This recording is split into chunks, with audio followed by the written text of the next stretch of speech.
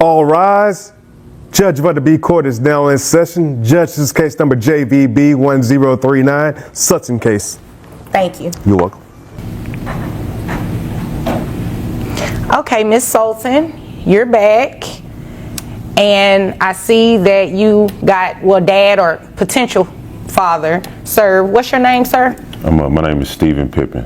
Mr. Pippin. Okay. You understand why you are here today, right? Yeah, unfortunately. Okay. You know I ordered you to have DNA testing done a month ago. Yes. And so we can determine child support, what it's going to be in this case. And I don't have anything from the testing center showing that you showed up. So what's going on with that? Because I didn't take it. I mean, I don't know what she's talking about. So I order you to do something. This is not about her right now. I order you to do something and you just decide on your own, I'm not going to do it? Yeah, I mean, I don't think I'm the father, so I don't have to take the DNA test. It's another charged day in family court, and things are heating up fast. Miss Olin is back, and she's brought Mr. Stephen Pittman with her, who's been identified as the possible father. The judge gets straight to the point. Why hasn't Mr. Pittman taken the DNA test that was ordered over a month ago? His excuse: he's too busy and doesn't believe he's the dad. The mood in the room shifts instantly. Tension rises, and all eyes are on the judge as she prepares to take action. What happens next? Let's find out. Well, if you don't think you're the father, wouldn't it make sense to go ahead and take the DNA test? Yeah, but I mean, it's all this long process. I'm a busy man. I got a lot of stuff on my plate right now, so I don't have time to sit back and Well, how busy are you? What do you do? I'm a waiter. Oh. And I'm a full-time student. Oh, okay. So I don't have time for the games and all this testing, DNA testing, all that. I don't have time for it. All right, so you work every day as a waiter? Yes. Did you bring anything today to show that you're waiting tables? Any type of financial information? I ain't bring that. Oh, so you didn't care about that either. So did you bring anything to show that you're enrolled as a full-time student? Nah, I ain't bring none of that. So you just came to court unprepared today and you just think I should go along with that, right? If that's what you want to call unprepared, yeah. When did you start working as a waiter? About 4 months ago. What did you do 4 months ago? I had a full-time job working as a consultant. All right. How much money were you making? $63,000. Hold on. How did you say your baby was? 5 months. 5 months. And you just stopped working there 4 months ago? Yeah, they had some layoffs, and I kind of thought that they were going to start laying some people off, so I decided to go ahead and quit. So you quit? Mm-hmm. You didn't quit because you figured she was probably going to put you on child support? Nah, I just... Are you sure about that? Because it's mighty funny that this child is 5 months old and you just stopped working that job 4 months ago. How much money were you making? $63,000. $63,000 a year? And you're making how much as a waiter? I did it because I'm a student, so I'll probably make around $15 an hour. Oh, no. You came here to waste my time. You obviously came here to waste my time today. Mr. Pittman's explanation: not convincing. He admits he skipped the court-ordered DNA test, citing his busy schedule as a waiter and full-time student. But there's a problem. He doesn't have any documentation to support his claims. The judge isn't impressed. As Mr. Pittman continues with excuse after excuse, it becomes clear he's trying to avoid accountability. Then, the twist. The court discovers he left a $63,000 a year job just 4 months ago. The judge leans in, her tone sharp. Why would someone walk away from a solid salary and then become unreachable for a DNA test? The pressure mounts, and Mr. Pittman's story begins to fall apart. I am not going to place you on child support for $15 an hour, and you just start working a job paying you $63,000 a year. You see how crazy that sounds?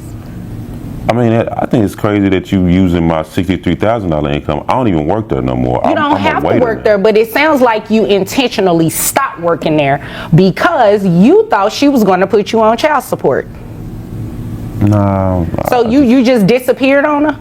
Because I'm not the father. Like, I don't even know. Like, I'm at work. But we don't know that you're not the father because I ordered you to go and get DNA testing. So we could have found that out today. But you know what? We don't have to do it. You know why? Because I can deem you the father today because I ordered you to do it and you didn't do it. That's what we're going to do. That's exactly what we're going to do. So,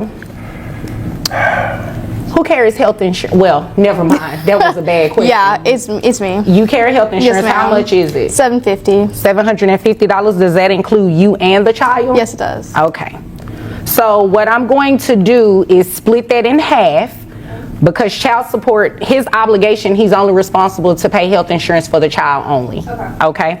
So based on $63,000 a year, I have your monthly gross at $5,250. That brings your net to $4,226.99. How many other children you have? No other children? No other children. Well, I hope not. I hope you're not ghosting on them either, because that's exactly what you did to her.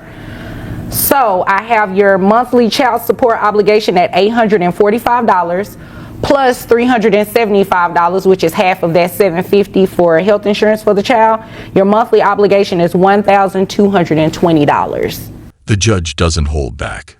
She directly calls out Mr. Pittman, accusing him of quitting his well-paying job to avoid paying child support. His claims of being a student and working as a waiter fall flat, especially with no proof to back them up. The court takes swift action.